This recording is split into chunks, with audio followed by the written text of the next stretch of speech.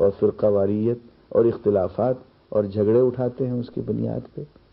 فرمایا جن لوگوں کے دلوں میں ٹیڑھ ہوتی ہے وہ متشابہات کے چکر میں پڑ جاتے ہیں، اور جنہیں اطاعت کرنا ہوتی ہے ان کے لیے تو ایک محکم آیت بھی کافی ہو جاتی ہے. حضور اکرم صلی اللہ علیہ وسلم کی خدمت میں ایک صحابی حاضر ہوا اور آپ نے سورہ زلزال کی آیت پڑھی، وَمَن يَعْمَلْ مِثْقَالَ ذَرَّةٍ خَيْرًا يَرَهُ وَمَن يَعْمَلْ مِثْقَالَ ذَرَّةٍ شَرًّا يَرَهُ. جو شخص خیر کرے گا ذرہ بھر کے برابر وہ اس دن دیکھ لے گا قیامت کے دن، اور جو شخص ذرہ برابر برائی کرے گا وہ قیامت کے دن اپنی آنکھوں سے دیکھ لے گا کہ کیا کر کے آیا ہے. اب یہ آیت میں نے بھی پڑھی، آپ نے بھی سنی، کئی لوگوں نے پڑھی، میں نے سنی، ہم گزر گئے اس میں سے، لیکن یہ آیت اس کے دل میں اتر گئی. اس نے جب یہ آیت سنی کہ یا رسول اللہ بس مجھے پوری زندگی کے لیے یہ ایک حکم آپ کا کافی ہو گیا. یہ ہوتی ہے محکم آیت، اور اس محکم آیت پہ عمل کرنے کا محکم ارادہ. فرمایا جو مومن ہوتے ہیں وہ محکمات کو پڑھتے ہیں اور ان کو سمجھنے اور ان پہ عمل کرنے کا محکم ارادہ کر لیتے ہیں، اور جن کی نیت عمل کرنے کی نہیں ہوتی ہے وہ پھر ادھر ادھر سے متشابہات ڈھونڈتے ہیں کہ جی یہ کیسے ہو گیا. وسع کرسیہ السماوات والارض، اس کی کرسی آسمان و زمین پہ پھیلی ہوئی ہے. ہاں جی، اللہ کی کرسی تو اللہ کی کرسی کس چیز کی بنی ہوئی ہوگی؟ ہیرو جواہرات سے لدی ہوئی ہوگی، سونے سے بنی ہوئی ہوگی، 4 پائے ہوں گے، اس کے 10 پائے ہوں گے. اب یہ باتیں جاننا کیا ضروری؟ اگر ضروری ہوتی تو اللہ تعالیٰ بتا دیتے. اسی لیے حضور سیدنا عمر رضی اللہ تعالیٰ عنہ نے ارشاد فرمایا ابہموا ما ابہمہ اللہ تعالی، جس چیز کو اللہ نے مبہم رکھا ہے اس کو تم بھی مبہم رہنے دو، اس کی کھود کرید میں نہ پڑو. اگر اس کا جاننا ضروری ہوتا تو اللہ تعالیٰ جنوا دیتے، بتا دیتے. اس کا بتانا ضروری نہیں تھا، اللہ تعالیٰ نے نہیں بتایا. میں ایک مثال دیتا ہوں. آج مجھے اگر کوئی شخص یقین سے بتا دے، مجھے کہہ دے کہ بھائی ڈاکٹر مرتضیٰ دیکھو تمہاری موت جو ہے وہ کار میں آئے گی، کار کا حادثہ ہوگا اس میں تمہاری موت آئے گی. وہ کم وقت موت تو آئے گی، پتہ نہیں کب آئے گی، 10 سال بعد، 20 سال، 40 سال بعد، لیکن کار میں بیٹھنا میں آج سے ہی چھوڑ دوں گا. کتنا نقصان ہو گیا میرا. کتنا بڑا دشمن ہے وہ شخص جو مجھے یہ بتا دے کہ میری موت کار کے حادثے میں ہوگی. کسی کو آپ یقین سے بتا دیں کہ میاں تمہاری موت ہسپتال میں ہوگی، وہ کم وقت موت کب آئے گی؟ 30 سال بعد، 50 سال بعد آئے گی، لیکن 50 سال تک وہ شخص درد سے، تکلیف سے، گردے کے درد سے، فلاں درد سے وہ مرتا رہے گا، ہسپتال نہیں جائے گا. کتنا بڑا دشمن ہے وہ شخص جس نے یہ بتا دیا کہ تمہاری موت ہسپتال میں آئے گی، اگر سچ بتایا. اور کتنا بیوقوف ہے وہ آدمی جس نے اس علم کو حاصل کرنے کی کوشش کی اور اس بات پہ یقین کر لیا کہ لو میری موت ہسپتال میں ہی آئے گی. یہ ہوتا ہے علم غیر نافع، وہ علم جو نفع کم اور نقصان زیادہ دے. یہ متشابہات کا علم ہوتا ہے. اس سے اللہ نے اور اللہ کے رسول نے روک دیا. محکم باتوں پہ عمل کیجئے، محکم طریقے سے. فرقہ واریت یوں ختم ہو جائے گی جیسے خزاں میں درخت کے پتے گر جاتے. یہاں میں ایک بات کہہ دوں، اے کاش آج سیدنا عمر کا کوئی جانشین ہوتا اور متشابہات میں پڑھنے والوں کی ویسے ہی پٹائی کر دیتا جیسے کہ سیدنا عمر نے کی تھی، اور یہ ساری فرقہ واریت کی یہ لعنت جو ہے یہ ساری ختم ہو جاتی. سب مسجدیں اللہ کی ہوتی اور مسجدیں ہمیں جمع کرنے کا ذریعہ ہوتی، ہمارے دلوں کو اور ہماری صفوں کو پھاڑنے کا ذریعہ نہ ہوتی. ان مسجدوں سے ہمیں سکون ملتا، اطمینان ملتا، روحانیت ملتی، انسانیت ملتی، انسان کی محبت ملتی۔ لیکن جب ہم محکمات کو چھوڑ دیں گے، متشابہات کی طرف پڑھیں گے، تو یہی نماز جو جماعت کا اور جمع کرنے کا ذریعہ تھی، یہی مسجد جس کے بارے میں حضور فرماتے ہیں المسجد الجامع، یہ مسجد تمہیں جمع کرنے کا ذریعہ ہے، اعلان فرماتے۔ مسجد کا نام ہی جامع رکھا ہے، جمع کرنے والی چیز۔ اور متشابہات میں پڑھو گے تو یہ جامع نہیں رہے گی، یہ تو توڑنے والی چیز بن جائے گی۔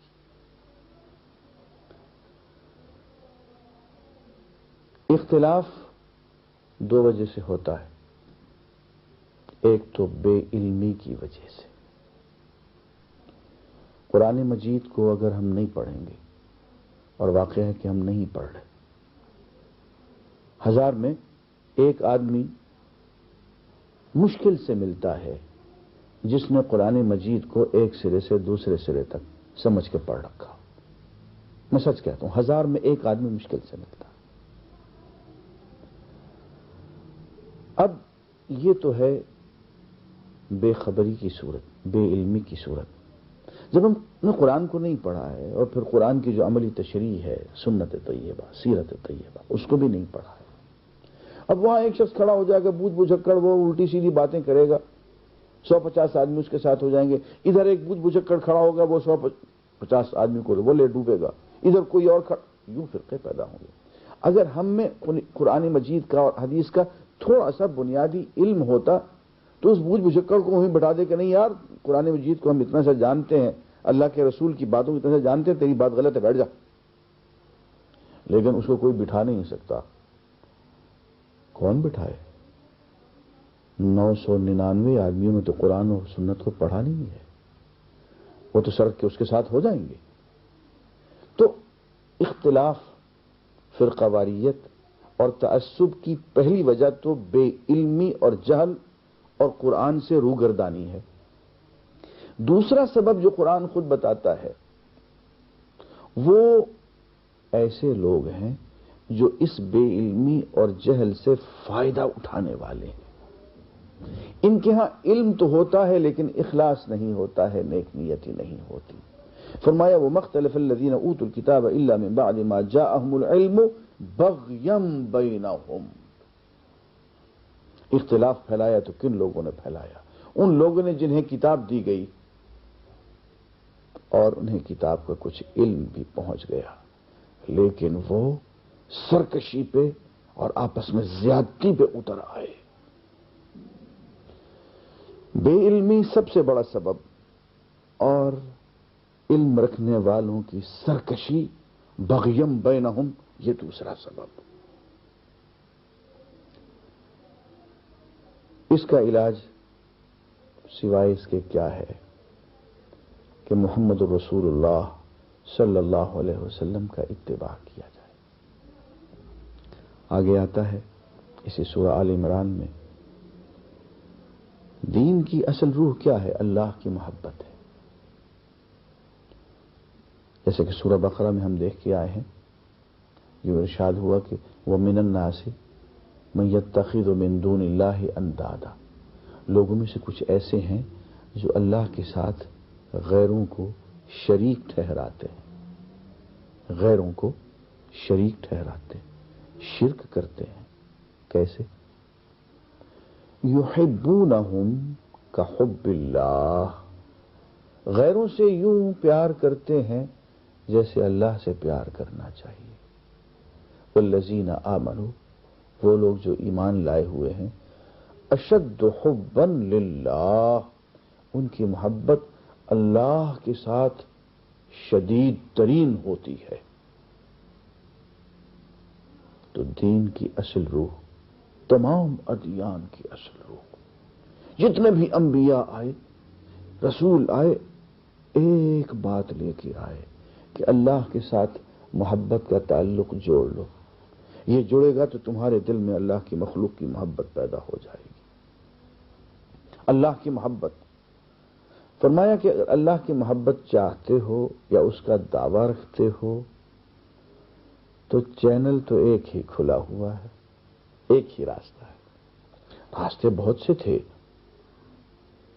1,24,000 کے قریب راستے، ہر نبی ایک راستہ، صراط. لیکن وہ سارے راستے آتے آتے آتے آتے ایک سب سے بڑی شاہراہ میں مل گئے، اور وہ شاہراہ اتباع محمد الرسول اللہ صلی اللہ علیہ وسلم کی ہے. فرمایا اب ایک ہی شاہراہ ہے. سارے راستے جو چلے آ رہے تھے نا، کوئی اس وادی سے، کوئی اس صحرا سے، کوئی اس پہاڑ سے، کوئی بابل سے، کوئی مصر سے، کوئی کہیں سے، کوئی کہیں سے، سارے راستے ملتے ملتے ایک بہت بڑی شاہراہ میں گم ہو گئے. اور وہ شاہراہ، آخری شاہراہ جو منزل کے بہت قریب اور منزل تک پہنچا دینے والی ہے، وہ شاہراہ محمد صلی اللہ علیہ وسلم ہے. ہمارے ماں باپ اور ہماری جانیں آپ کے نام پہ قربان ہو. فرمایا قل، اے نبی صلی اللہ علیہ وسلم ان کو بتا دیجئے، ان کنتم تحبون اللہ، اگر تم سچ مچ اللہ سے محبت کرتے ہو اور محبت جیتنا چاہتے ہو، فاتبعونی، تو میرا اتباع کرو، میرے پیچھے پیچھے چلے آؤ، میری زندگی کو اپنا لو، میرے رنگ میں اپنے آپ کو رنگ لو، میری اداؤں کو اپنا لو. یحببکم اللہ، پھر اللہ بھی تم سے محبت کرے گا، اللہ کی محبت جیت لو گے. اب اللہ سے محبت کرنی ہے تو ایک ہی چینل کھلا ہوا ہے، ایک ہی شاہراہ، اتباع محمد صلی اللہ علیہ وسلم. ایسا کرو گے تو اللہ کی محبت بھی کما لو گے اور اس کی بخشش بھی تم پہ آ جائے گی. اور آگے چل کے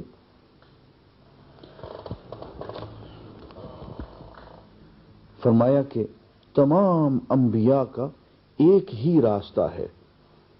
تمام انبیاء، تمام شاہراہیں ملتے ملتے ایک ہی شاہراہ میں آن پہنچی ہیں. یہ سورہ آل عمران کی آیت نمبر 81 سے پڑھ رہا ہوں.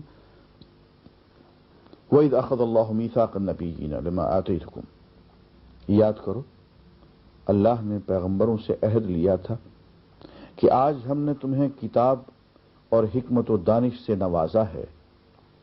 کل اگر کوئی دوسرا رسول تمہارے پاس اسی تعلیم کی تصدیق کرتا ہوا آئے جو پہلے سے تمہارے پاس موجود ہے تو تم کو اس پر ایمان لانا ہوگا اور اس کی مدد کرنی ہوگی.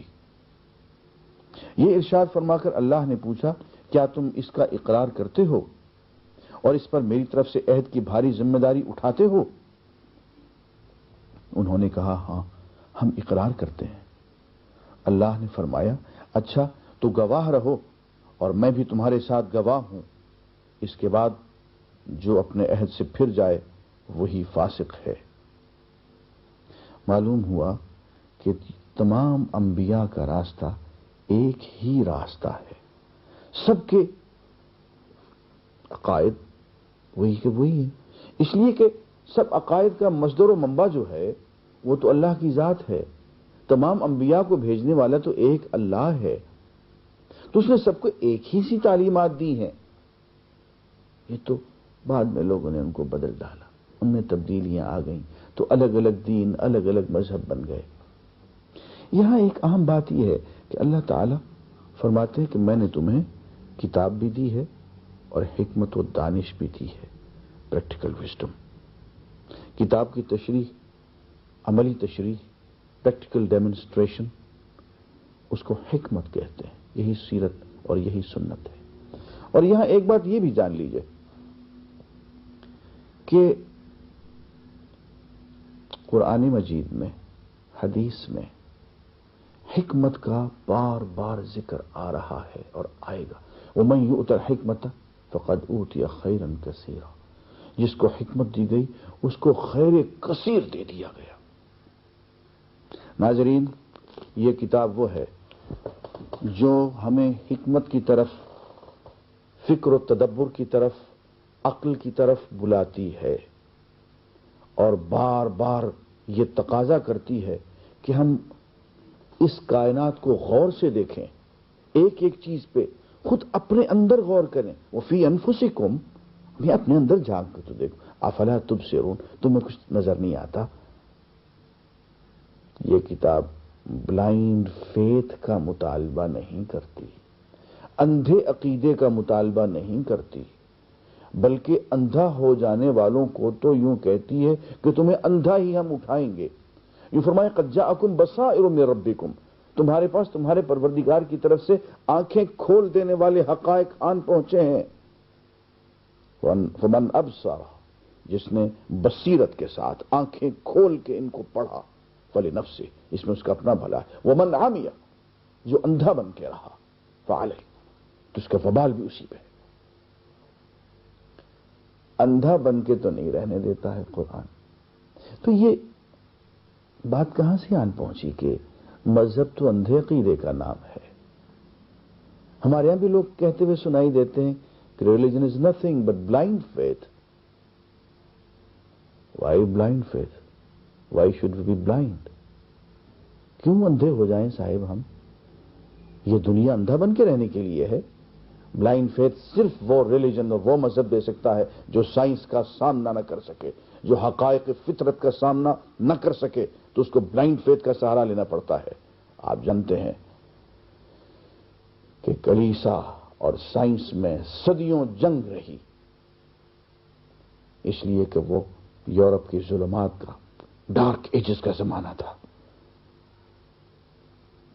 مذہب کو شکست ہو گئی تو اس مذہب نے، وہ جو کلیسا کا مذہب تھا، وہ عیسائیت نہیں تھا، وہ عیسائیت کی بگڑی ہوئی شکل تھی، اس کو سائنس کے مقابلے میں شکست ہو گئی تو اس کو اندھے عقیدے کا، بلائنڈ فیتھ کا سہارا لینا پڑا، اور اس کے پاس اور کوئی طریقہ کار نہیں تھا. اسلام میں ایسی کوئی صورتحال نہیں ہے. وآخر دعوانا ان الحمدللہ رب العالمین.